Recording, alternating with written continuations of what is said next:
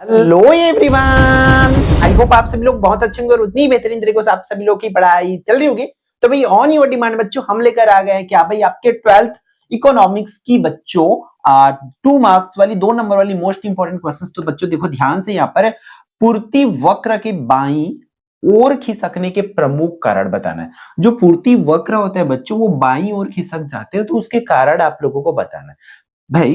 तो आप लोग ऐसा लिखेंगे इस तरीके से, 2 नंबर वाले क्वेश्चन तो बहुत ज्यादा हैवी इसका तो होगा नहीं, है ना। तो बाईं ओर खिसकने के प्रमुख कारण निम्न है करके आप लोग बताओगे। पहला कारण क्या हो जाएगा भैया, उत्पादन की तकनीकी में गिरावट आ जाना।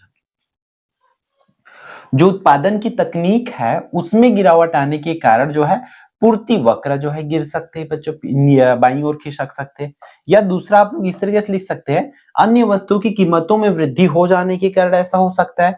तीसरा, वस्तु के उत्पादन में प्रयोग होने वाले आगतों की कीमत में वृद्धि होने के कारण। ठीक है, हो सकता है कि वस्तु को बनाने में या वस्तु के उत्पादन में, सीधे सीधे हम बोल सकते हैं कि वस्तु के उत्पादन में वृद्धि के कारण ऐसा हो सकता है। तो ये आप दो एटलीस्ट याद जो है जरूर रखेंगे। फिर अगला क्वेश्चन क्या बोल रहे हैं, एक उत्पादक संतुलन की स्थिति में कब होता है। जो एक उत्पादक है वो संतुलन की स्थिति में कब होता है इसको बताना है। तो देखो बच्चों, जब उत्पादक संतुलन की स्थिति में तब होता है जब उत्पादक जो है, ठीक है, एक उत्पादक जो है संतुलन की स्थिति में कब रहता है प्यारे बच्चों, जब उत्पादक अधिकतम लाभ प्राप्त करता है। ठीक है, जब उत्पादक क्या करता है, अधिकतम लाभ प्राप्त करता है। और लाभ का फॉर्मूला क्या हो जाएगा बच्चों, यहां पर आप देख सकते हो लाभ की फॉर्मूला ये हो जाएगी, लाभ बराबर में टीआर माइनस टीसी करके, है ना।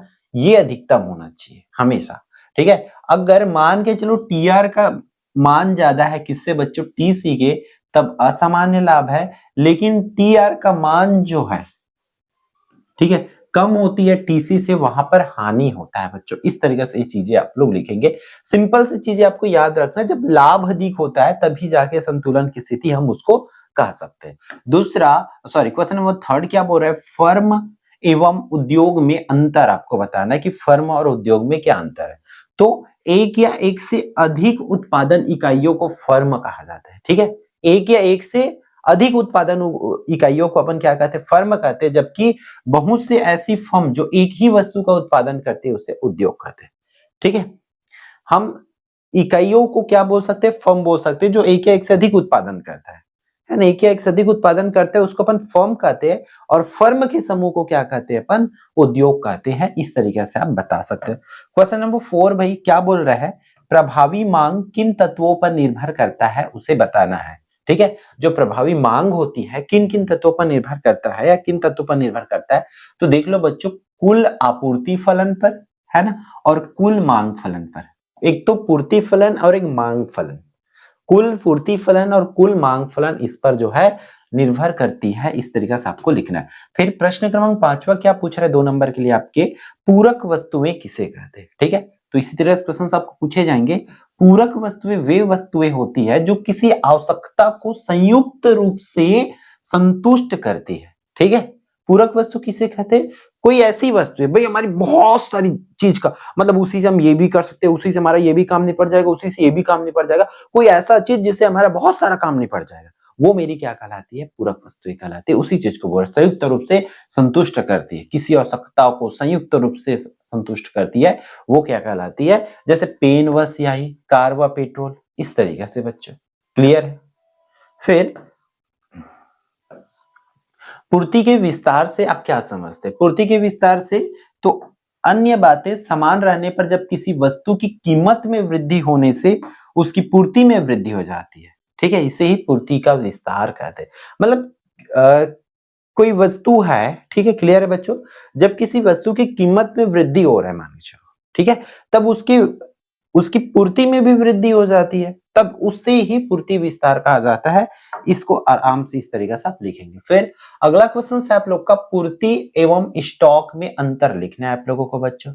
ठीक है, पूर्ति एवं स्टॉक में अंतर लिखना है।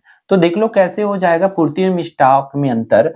तो पूर्ति जो होती है क्या होती है बच्चों, पूर्ति की अगर बात करें तो यहाँ पर पूर्ति के बारे में आप लिख सकते हो। ठीक है, क्या हो जाएगा, पूर्ति वस्तु की आपूर्ति है एवं बाजार की मांग पर की जाती है ना।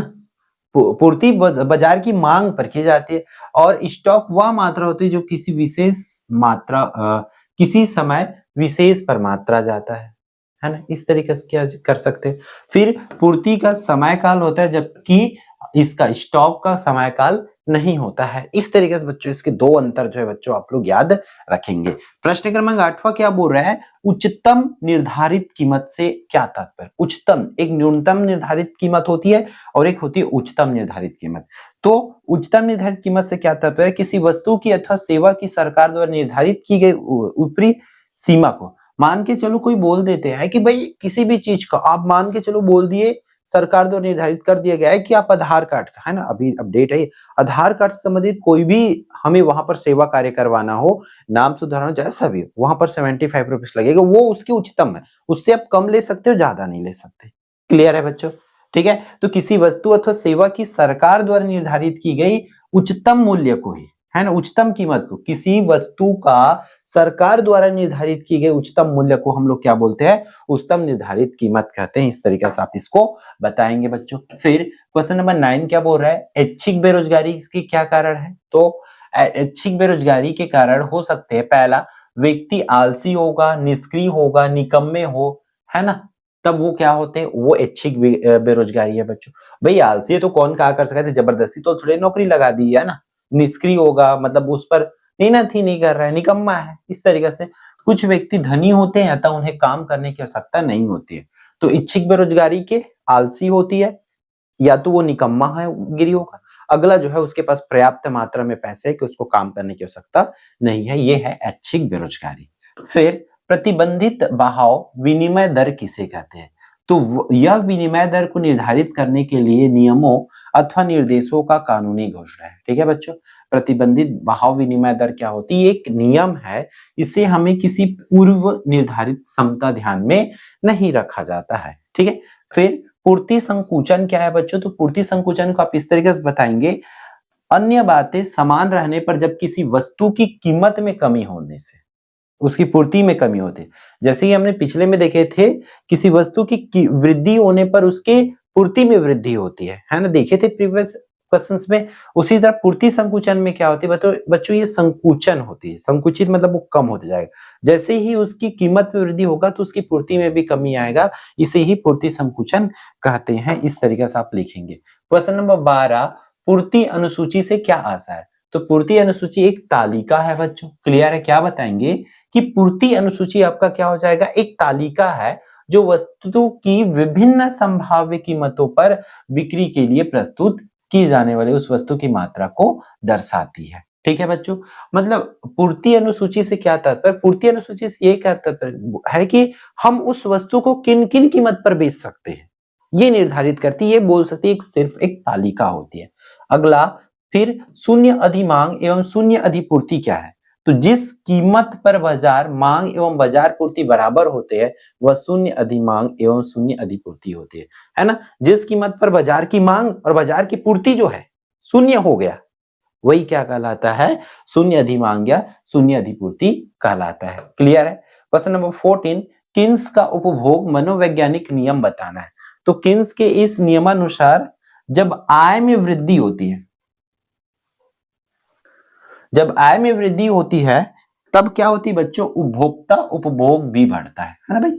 जाहिर सी बात है, अपन 4 रुपए एक्स्ट्रा कमाते हैं तो 4 रुपए एक्स्ट्रा खर्चा करने लग जाते हैं ना, उसी चीज को बोल रहा है। जब आय में वृद्धि होती है तो उपभोग भी बढ़ता है, परंतु वह उतना नहीं बढ़ता जितना आय में वृद्धि होती है ना। इसे ही वो नियम है किन्स का नियम। फिर प्रश्न क्रमांक 15, सामान्य वस्तुओं से आप क्या समझते हैं। तो सामान्य वस्तु ऐसी वस्तु जिनका आय प्रभाव, जो आय प्रभाव और कीमत प्रभाव ऋणात्मक होता है बच्चों। ठीक है, जिनका आय प्रभाव और कीमत प्रभाव, आय की जो प्रभाव है और क्या बच्चों उसकी जो कीमत की प्रभाव है वो ऋणात्मक होती है। इस तरीके से आप लिखेंगे। प्रश्न क्रमांक 16 की बात करें तो उत्पादक के संतुलन की 2 शर्तें लिखना है। उत्पादक की संतुलन की 2 शर्तें, पहला क्या होती है, संतुलन बिंदु पर समुत्पाद वक्र समलागत रेखा को स्पर्श करना चाहिए।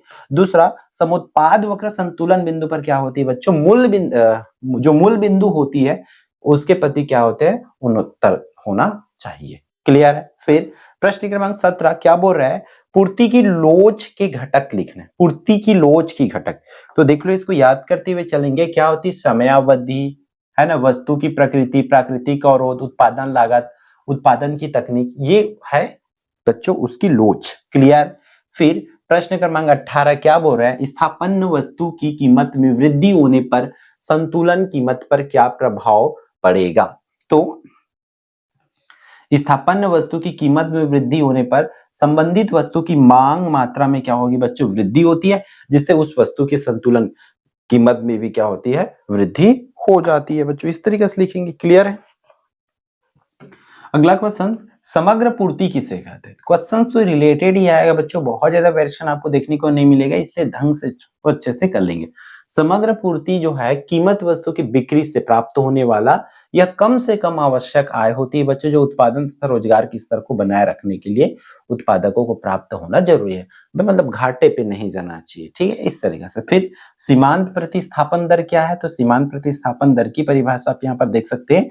क्या लिखा हुआ है? किसी वस्तु की एक अतिरिक्त इकाई प्राप्त करने के लिए उपभोक्ता जो है दूसरी वस्तु की जितनी इकाइयों को छोड़ता है, उसे सीमांत प्रतिस्थापन दर कहते हैं। तो ये रहा आपके भाई अर्थशास्त्र के बच्चों टॉप 20 क्वेश्चन जिसको करना है, ठीक है।